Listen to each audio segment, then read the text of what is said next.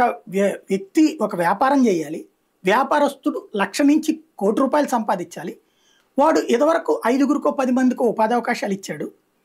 ఇట్లా పెరిగే కొద్దీ వాడు 100 మందికి ఉపాధి అవకాశాలు కల్పిస్తాడు.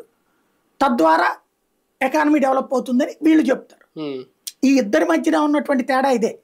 ఒక వ్యక్తి ఎదిగి 10 మందికి ఉపాధి కల్పించడం అన్నటువంటిది చంద్రబాబు యాటిట్యూడ్. అసలు ఆ పని చేసేవాడే ఎదగాలన్నటువంటిది జగన్ యాటిట్యూడ్. ఈ రెండిటి మధ్యన ఉన్నటువంటి సంఘర్షణే ఆయన భాషలో చెప్పాలంటే పెత్తందారి పేదరికం మధ్యన పోరాటం. ఇప్పుడు జయప్రకాష్ నారాయణ గారు ఈ వర్గానికి సంబంధించినటువంటి ఆలోచనతో ఉంటారు. హైదరాబాద్ డెవలప్ అయిపోయింది కాబట్టి అక్కడ జనమందరూ సఫిషియెంట్ గా ఉన్నారన్నట్టు.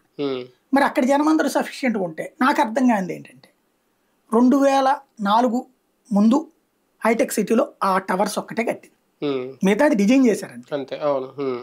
మిగతాదంతా అమల్లో పెట్టినోడు రాజశేఖర రెడ్డి, రోసయ్య, కిరణ్ కుమార్ రెడ్డి, కేసీఆర్, కేటీఆర్.